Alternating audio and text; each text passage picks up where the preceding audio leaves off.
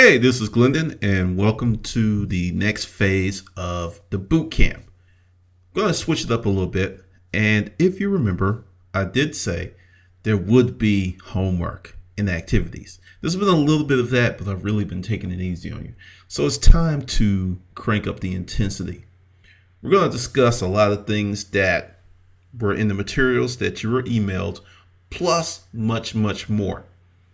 This whole gist of this course is to take you from where you are to a better place in terms of getting stuff, making more money, and running an efficient business as possible. And I cannot stress the word business. One of the biggest problems in this industry is it's only good for part-time endeavors. You should just do it part-time. You surely shouldn't count on it. And what that says to me is you shouldn't really count on yourself, because this is the type of business that is dependent upon you getting up most days, if not every day, and working your ass off. And that's where a lot of the problems occur. This program is geared for full-timers. Make adjustments as required. If you remember earlier, I had put out that I wasn't going to do the beginner or the intermediate sessions because I have books that cover that easily, and there's no point in going back over that. So if you're listening to this or you have an interest in this, you would definitely want to be more than a part-timer in terms of effort and income. And that's the goal, to make sure that you're successful in doing this by giving you all the information that I can. And part of that is the foundation. One of the reasons, as I look back over my resale career, stacked upon stack, the foundation naturally just laid itself, from having an extensive sales background to starting and failing in several different businesses. I had no clue how that was going to help me with the storage auction business, because essentially I learned how to adapt to several different situations rather quickly. And that's the challenge that storage auctions bring. You go out, you get some units. Part of the thrill is you don't know what's in there. But that's also the challenge, because you may have something awesome. It may be great, it may be valuable, but it may be very difficult to resell because you're not set up for that type of item. And that's something that's starting to happen more and more.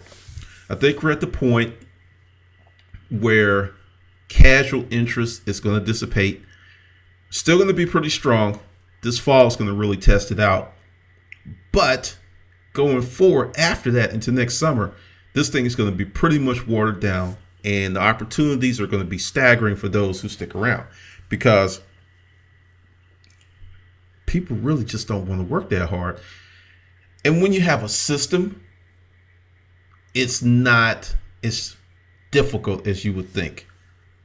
Now, you really have to ask yourself this question: what is best for you? There are so many different ways to be in this business that at times it's confusing, because I went through that whole matriculation of doing it part-time. At points I was a picker. At points I did estate cleanouts. At points I did delivery. All this stuff was so interwoven that it's hard to kind of separate it, because to some part, you're going to be doing all of that if you're in this business. And part of that challenge is what really works for you, because this is the session where you need to get your pen, paper, and also you can review this as many times as you want to if you can't grab that stuff pretty quickly. But you have to figure out what mix is going to work for you.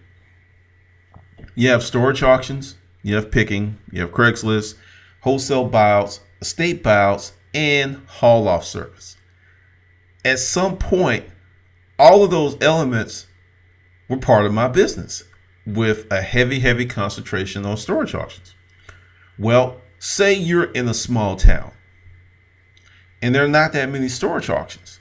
How do you make money with them? Your option is to travel or figure out how to become a community resource, because if no one in your town is doing it, then essentially the market's wide open and you have the internet to help you with other things.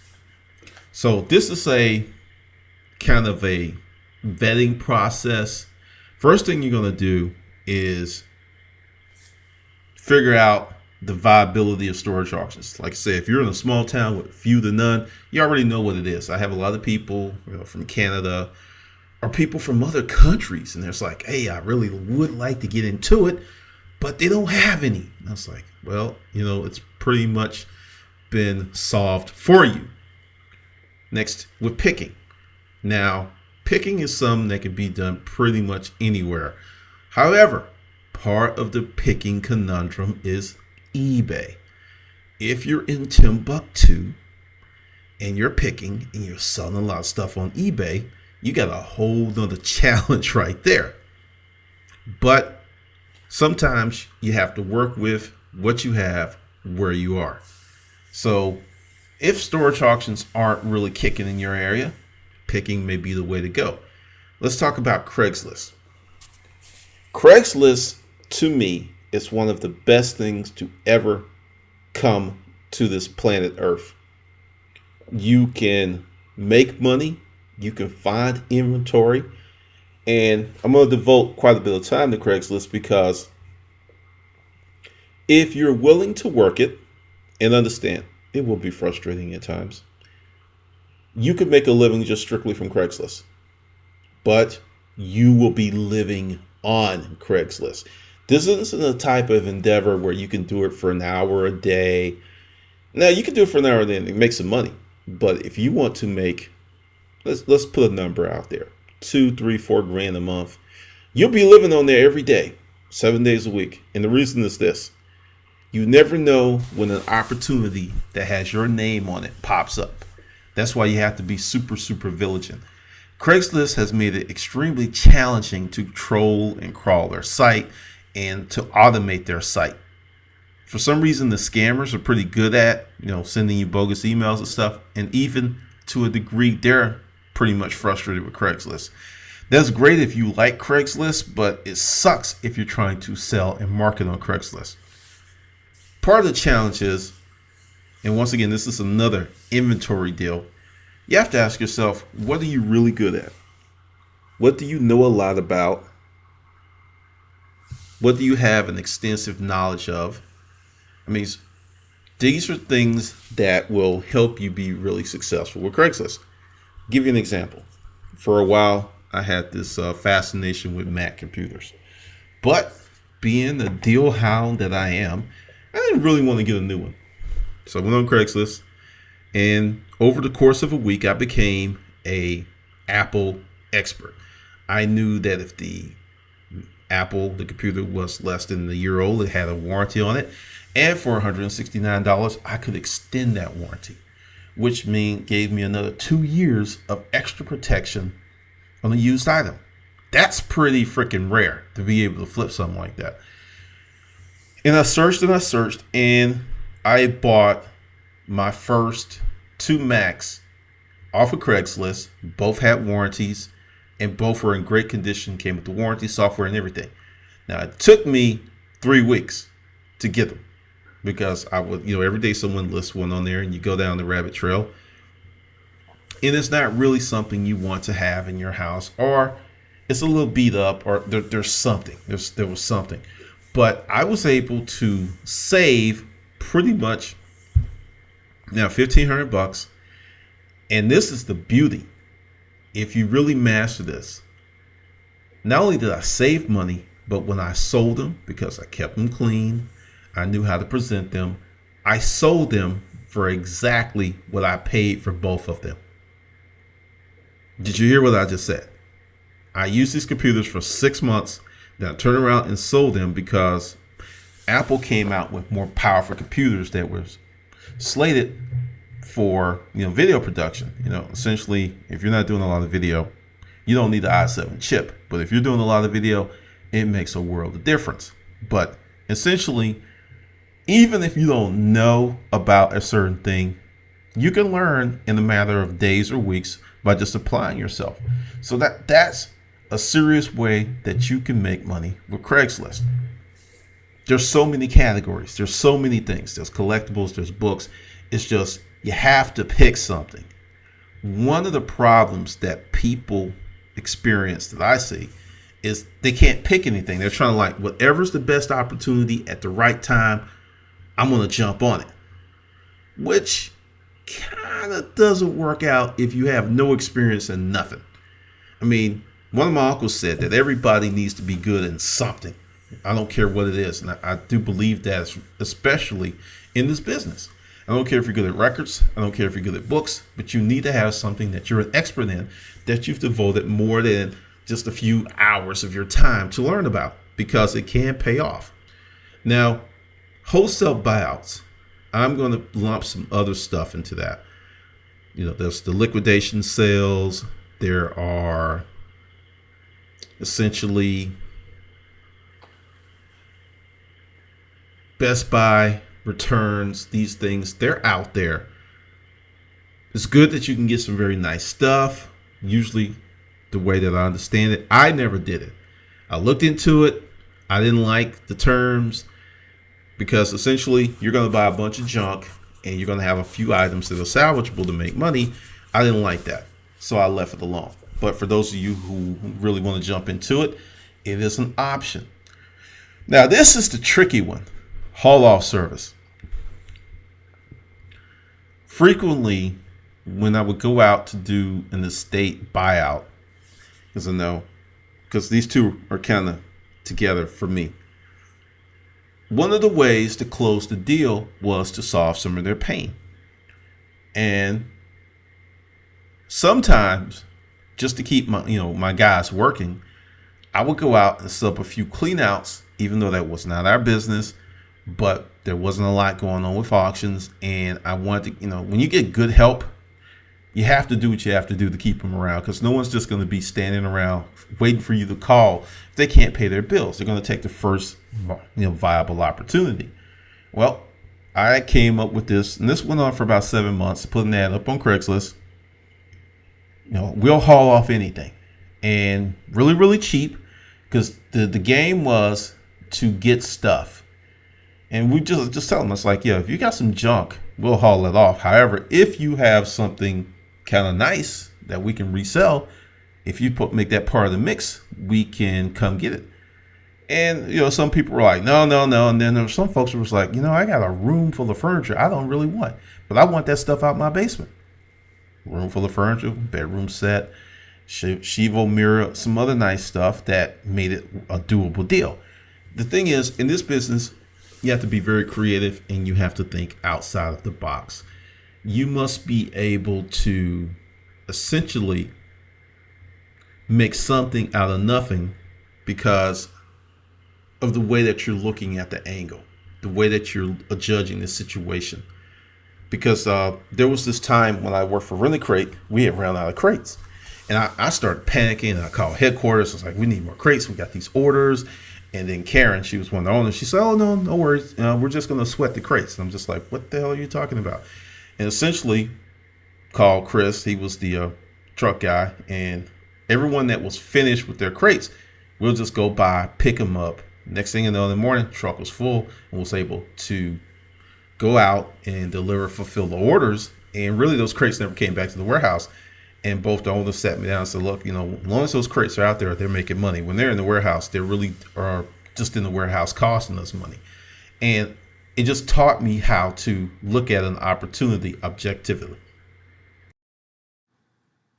After reviewing those choices of the resale business, you got to figure out what really works for you, and you have to pull emotion out of it. There are people who are hell-bent on doing storage auctions, but they live in a city that just doesn't support that desire. So we're going to actually make sure that you are in a place where you can make money. And if you're in one of the larger metropolitan areas, you're good to go. But there's some people that are kind of on the fringe. So what we're going to do, and this is a biggie, and this is something that has tripped up people for the last 3 years. In all versions of my book, right in the beginning, there's this section. Call up all of the storage facilities in your area and create your own auction hit list. And many people haven't done it. And the reasons that I am given, oh, there's these storage lists and they do a pretty good job and they give me the information and they let me know when the auctions are coming. And I'll just listen and I'll listen and I'll listen. One person who kind of went back and forth and actually said I had limited thinking on it, actually recently, due to their own hard work, found a storage trail that wasn't on one of those sites, and they got their first jackpot unit. And this person didn't want to tell me because they knew what was coming. And I was like, sent me the picture, and they were all happy. And I was like, where'd you get that? And just started talking.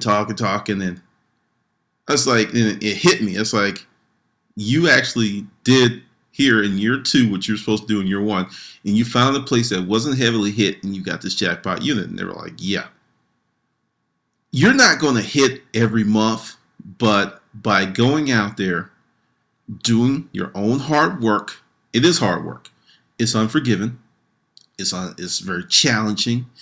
I hear that some storage facilities have become very storage auction bidder friendly, and some are worse than ever. You have to keep pushing. You're going to have to call them, get the information. And this is the reason you want to do all this hard work. Sometimes people understand the practical application with the theory. When you make the phone calls, when you talk to people, you learn things that you're not going to learn on one of those storage auction lists. One big thing, and I'll give you a great example, public storage. Public storage is a multi-billion-dollar company. They paid $3 billion for SureGuard, damn near, what was that, 2004, 2005? A long time ago. $3 billion cash. The SureGuard has operations in Europe, and that's what they wanted because Publix wanted a larger footprint in Europe. And when you hear the stuff that, oh, they go through the units, I have to tell you, I've gotten to know a lot of the guys who own these places, and some of your smaller operators, yeah, there's a propensity to that. But for these large companies that make millions per month, they give a rat's ass about going through someone's stuff. They may have an employee that's rogue, I will give you that, but that's not their business.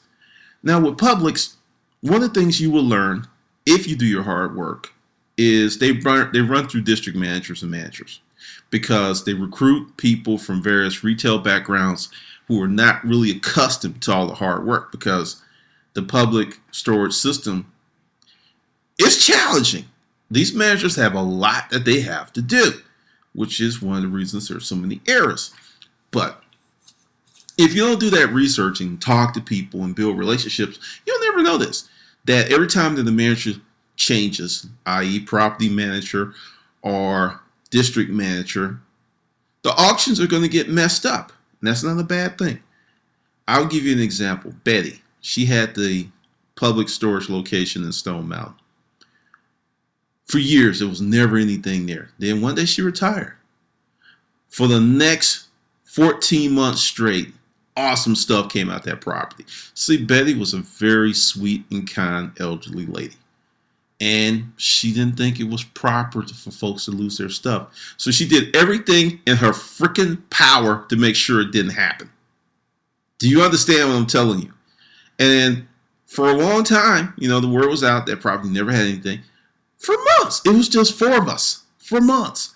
And with the things that are happening right now, that's coming back. I've seen the pictures. I've had a lot of people who are all of a sudden, they're getting like these great units and they're not paying an arm and a leg because the interest is dying. But even with the interest dying, you're still going to have to do your due diligence. You're still going to have to work hard. And your assignment for this part of the boot camp, first thing you're going to do is create a day. That's why, if you're full-time, you're going to create a day if you've not done this, and you're going to spend the whole day fleshing out your neck of the woods. You're going to call up all the storage facilities. Some people will give you everything. Some people will put you on the mailing list. Like I said, this is going to be easier in 2012 than it was in 2009, but there will still be challenges. You can call up everybody. I don't care if they're brand new, old. I don't care if the storage facility looks like, if you breathed on it too hard, the place is going to fall over. That's not your concern. Your concern is to create a database of information that you got, that you know what's going on in your backyard. Now, what I used to do when I found out how frustrating it was, I broke it down like this. I'll get up in the morning, I will call a bunch of places as soon as they opened. And the places that call you back, and some will, record that number. Usually that's going to be a back number, and you're going to need that like you wouldn't believe on auction day. Just this whole data collection being a information junkie aspect I'm talking about, because by doing this, you'll get very important numbers sometimes. They may be smarter, but every time they would call me back, it was always from a back number, and I'll just write it down. Also, make sure that your Google Voice is in place, and this is real important. Call everyone through Google Voice. I don't care if you have a home phone, cell phone, still call through Google Voice. And when they call you back or you make the call, you have a record of all the calls you made. If you left a voicemail, whatever, you will have this database. And in the beginning, it will seem kind of silly, but I swear, 4 or 5 months from now, you'll need some information. You go there, wow, there it is. And to me, that's why I'm such a heavy proponent of Google Voice. I've got stuff that I had to look up from 4 years ago. I go in there and there it is. Voicemails. I mean, it's phenomenal that they give you that stuff. But set a day. Make sure your Google Voice is set. And you have to create either an Excel spreadsheet, if you're using Word, Pages spreadsheet. And what's going to go in there is the name of the property, their phone number, and their address. All that stuff goes in the sheet. If you are subscribed to one of the services and you have a lot of that stuff, go ahead and populate your spreadsheet with their information and still make the phone calls. Now, what are the questions that you're going to ask? First one is, do you have auctions? What day do you have them? Do you have a website? Do you have a sign-up sheet? That type of stuff. Also, ask them, what's the company's policy on overages? Like if the bidding goes beyond what is owed, what does the company do with the money? I know it sounds like a strange question, and a lot of them are going to look at you. Many of them won't even know. The reason you want to know this is, if this company holds on to the money, just lets you know what they're dealing with, because in most places it's a law that they should give the money back, but they set up their own policies. And it also will, if you talk to a manager that has been in the game for a while, they'll let them know that you're not a newbie, because newbies don't ask questions like that. They don't even know that. Also, ask, if you win more than one unit, does this facility give you extra time to clean out the units? That's a very important question. This is a really big challenge of high volume buyers, because you buy 4 or 5 rooms and they're like, oh yeah, you got 24 hours. That can be very pressing. Also, note who you talk to. Take a moment. It's like, if you didn't do it at the beginning of the conversation, make sure it's like, hey, what is your name? And introduce yourself.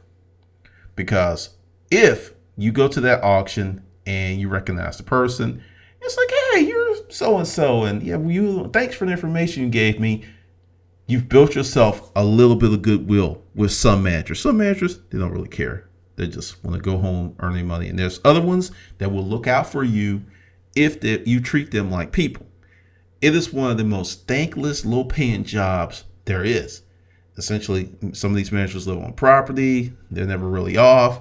So anyone that's being halfway decent to them on a regular basis, they tend to look out for you. I'm speaking from experience. That's just one of the things that you're going to get from doing your own work. All right, we're going to kick off part 2. Just to be clear, you're going to take a day, any day, and you're going to call up storage facilities, and you're going to build your own database. You're going to talk to people. You're going to introduce yourself as a storage auction buyer. You'll display a level of professionalism that 90% of the people out there will not. Now, to add even more logs to the fire, there's a lot of people that really don't know how to use Craigslist, and one of the reasons is, hey, I don't have anything that's Craigslist worthy, blah, blah, blah, blah, blah. All right, what you're going to do is go online, or, if you have hot stuff, you're going to post a bunch of fake ads. When I say fake ads, I'm not talking about you trying to scam anybody. This is a information gathering exercise for you. Say you have a nice camera, cell phone, anything that you know that's going to get a lot of hits. This is a way to learn how to set up your Craigslist ads in terms of the pictures, Google Voice number, and also utilizing the statistical feature in Photo Bucket. You don't have to do a lot. And when people call you, or if you choose, because I would recommend you just have people text you, just put in I'm only accepting text, and you'll see how many people hit your ad, how fast does your ad populate up in Google, and you'll be able to do it. You can just put your phone number in Google, and it'll tell you if it's in there. It's bam, this Craigslist ad. And just do that every day this week. The day would be Monday by the time you get this. Yeah, you can still do Monday. Well, more than likely, some of you are not going to look at this until Tuesday. So let's just say Tuesday through Saturday. One ad a day, hot item. Some of you know it's hot. Understand, you're not trying to sell. You're trying to gauge and build and get some practice with Craigslist. Because one of the things that can make you lose your mind is when you have nothing hot. It's going to happen. You're going to have items that are just regular, run-of-the-mill. You can't get a lot of money up for them. You have a lot of them, and the interest is kind of that will drive you crazy because you're I want something nice, something where people are calling me, I can make a lot of money. The thing is, in this business, there are many highs and lows. And when you're dealing with stuff, you're just going to have periods where you're just going to have regular blah stuff. But the thing is that regular blah stuff, if advertised correctly, if you keep pushing it, if it can be sold, because sometimes you have an item, it just isn't worth the effort and you just need to go ahead and donate it or toss it. But this is just a way for you because, there's a lot of people who've never done this before and you may have to revisit. And that's another reason you have the older books, because everything's going to be revised, but it's still going to stick around some core principles. And one of the best things that I ever came up with was the Craigslist Photo Bucket Picture Pimp. I mean, that right there still works. You still need clear pictures, and you still need to know if your ad's effective. And once again, Craigslist doesn't really like a lot of apps on their platform, so it's hard to know what the hell's going on. A lot of that's changing because people are making better stuff that's getting around it, and I have to do a little bit more research on that. But that's another thing, get in the habit of posting every day. Also, this is going to alert you to what Craigslist is doing. Craigslist sometimes leaves you alone. Sometimes they block you. It's a trip what's going on with them. But you have to get your reps in. So those are 2 assignments for this week. Gather your information, post the ad up on Craigslist, and oh yeah, there's more. Oh, you knew there would be more. We're going to get it in. We are going to get it in this week. Part 3 of your assignment. Since you're already on the Craigslist platform, you're going to do the make an offer deal, but you're not going to do it the way that so many people want to do it. As soon as your item comes up, they're like, hey, would you take 50% less? And you just put it up there. What you're going to do is go back 2 weeks on Craigslist, then you're going to go back 3 weeks, then 4 weeks. And you're going to find stuff that you're interested in. At this point, if they still have the item, they're going to be more receptive to a lowball offer. Because for one, time has it's punched them in the gut. It's softened them up. They're like, I've had this forever. Some people have forgotten they even listed it on Craigslist. And this is your pitch. Hey, I was just cruising Craigslist and your item came up because, I put it in a search. You still have it? And they're like, yes. Because if they don't have it, then the phone call's over. But if they say yes, listen to the energy and enthusiasm in their voice, because they're like, oh God, someone's really called for this shit. And just like, well, you've had it for a while. Would you be open to then make your offer based on what you can get, what you think you could sell it? Because this is the thing with Craigslist. Many of the people who post items on Craigslist are extremely poor salespeople. They don't know how to present. They don't know what the market value of their item is sometimes. And it takes the reality of time to instill that into their little brains. Now, this is a great way for you to go out and get a lot of inventory. If 2 weeks doesn't work, go to 3. 3 doesn't work, go to 4. 4 doesn't work, go to 5. 5, go to 6. Some people, the stuff's going to be gone and they forgot to take down the ad. But you're not really concerned about those. If you make enough offers and phone calls or emails, you will hit, and it will shock you. It will shock you because you're getting stuff for the low. And this is a way that one of my webinar students 2 years ago who had nothing, using this method, he was able to build a $1,500 storage auction war chest to get 3 units, which he flipped on Craigslist and through garage sales. But the thing is, he had, like I said, nothing. He had no money. He bought my books. The guy was on unemployment. And it's about hustle, because with the recession, with the bad housing market, we still have people going out every weekend buying crap they don't need. And it continues to happen. There's people who are sitting on excess crappage that you wouldn't believe, and you just got to find them. And it's going to be like, no, it's not even going to be like trying to find a needle in a haystack. That is a lot. It's pretty much going to be trying to find big rocks in the haystack. Yeah, you're going to have to dig through some straw, but when you hit a rock, you'll know you hit a rock. And those are just some techniques to get you rolling, because we are about to enter into the fall sales season. It's not that far away. Typically, my last 10 years of being self-employed, I've been impacted by it. I mean, summer, things get kind of slow unless you're doing a tremendous amount of advertising. It gets slow. Then the kiddos go back to school. Then you just notice it. Then bam, we're into the holiday season. Then bam, it's tax season. Then whoa, it's spring. Then it's summer, and we slow down again. It's happened. I've watched this happen over and over and over again. So mark my words. If you're not prepared, this may help you start to get prepared, because those who are always looking for product to sell will always have product to sell. Many people buy storage units, or they get their inventory, then they stop looking for stuff and they try to sell it, and then they wonder, like, how come I don't have any new and nice sexy stuff? It's because you haven't really been sourcing it. You have to consistently gather information, you have to consistently source product, and you have to consistently market. You have to do all of those with a great deal of gusto.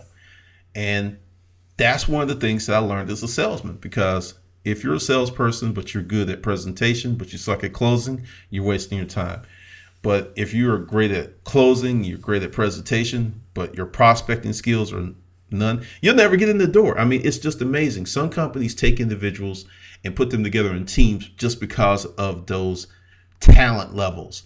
But if you can prospect, that's find your stuff. If you can present, that's get in front of somebody. If you can close, make the deal and get the money or get the item so you can sell it, you will be a very, very powerful person on this planet, because everybody can't do that. And that is a skill that transfers across many, many different industries, concepts, even academia. So just something for you to think about. But those are your assignments. Okay, it's time to insert the evil laugh. Just when you thought, oh, wow, wait, man, I've got a lot to do, there's more. Now, this is something that a lot of people do not do. They may hit up their best friend or their daddy if they're a daddy's girl, or a mama's boy, or mama of their mama's boy. then maybe a few cousins, and then a few coworkers, and then kind of stop. Part of your business is leveraging all of your resources. There are some of you who know dozens, and there are some of you who know a few hundred people. You need to come up with what kind of sales pitch you're going to have. But you need to know what's going to be your main area, what you're going to sell before you approach these people. Or if you have absolutely nothing going on, this is a time to put pen to paper and create a list of all the people you know. You should have did that from the actually that hasn't come yet. Oh yeah, this is not going to replace any of the parts of the book that you're getting emailed. That will resume again tomorrow. So yeah, you're going to have that going on too. But this is a little jumping ahead. Essentially create a list of everyone you know and open up your mouth and say, hey, do you have anything that your house, basement, whatever, that you don't want? And say anything. Do not go ahead and say, I'm looking for something small and valuable. No, anything. They may have a car in the backyard that they don't want that you could haul off for scrap value and make $200-300. Anything. You have to be open to anything, and you have to learn how to ask. We live in a culture that for some reason frowns upon people saying, hey, I want this, I want that, raising their paw and making that claim. It's kind of just supposed to happen. You're supposed to be so brilliant that people are just going to fall. It doesn't work like that. They're not going to fall to their knees at your brilliance. Most people are so preoccupied with uno numero, I really can't even see your brilliance, for real. So to be a good salesperson, you have to learn how to ask for the sale. You have to learn how to ask for the stuff. That's that's part 4 of your assignment. Create that list. And if you feel that you're going to get in the storage auction game, or you go, whatever way that you're going, you're going to need that list. That's going to be part of your core business, part of your core group of customers. Seriously, because you hear the old adage, oh, I'm not going to do business with friends. I'm not going to do business with family. But have you ever heard me say that? You never heard me say that in the videos. My partner, we sold so much stuff for her family, it was ridiculous. But they were not cheap, chintzy type people. We sold it. They agreed to the terms and everything went on. This went on for years. I sold things for my friends. Now, understand, I don't have a lot of friends, so it wasn't a long list. But you can sell things, do business with family members, and it will work out as long as everything is agreed upon up front and it's in writing. It has to be in writing. So if there's I thought, pull out the document, slide it across the table. They're like, oh, yeah, we did discuss. And it's squashed. It doesn't even jump off. The fuse isn't lit or nothing. You have to have that type of business agreement in place. Now, if you don't adhere to your end, hey, they're going to jump in your rear, and that's just the way it is. But this is pretty much going to be the gist of your activities this week. You will continue to get what I said, the parts of the books that's still coming along, and we're going to wrap this puppy up. Now let's talk about the new people. There are some new folks that have jumped in. I'm going to actually speed you guys up too, but that won't happen in this video, because really when I sent the day 1 through 10, you didn't get all the activities. So I have to go ahead and resend that stuff out, but that will come later in the week. But I do believe that this right here is a good start for the week. And if you're doing what you're supposed to do, especially if a job, this is going to be kind of challenging. And what we're going to do is, you're not going to email me as, because essentially this is your life. This is your business. You got to do it, because if you don't do it, you have no one to blame but yourself. And in the course of doing this, you could luck up on some other stuff. Also, for those of you in small towns, this is an added one.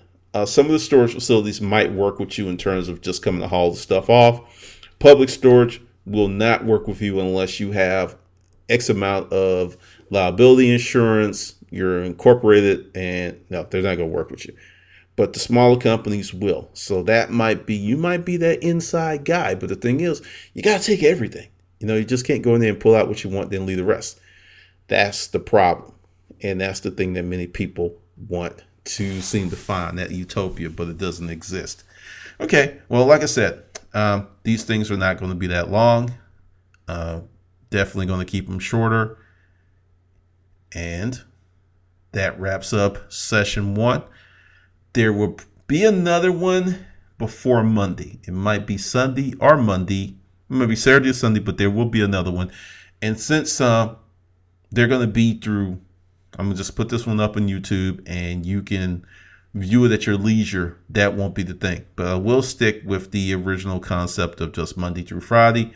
Not going to be sending anything on the weekends because, hey, we all need a break. All right. This is Glendon, and I will see you in session 2.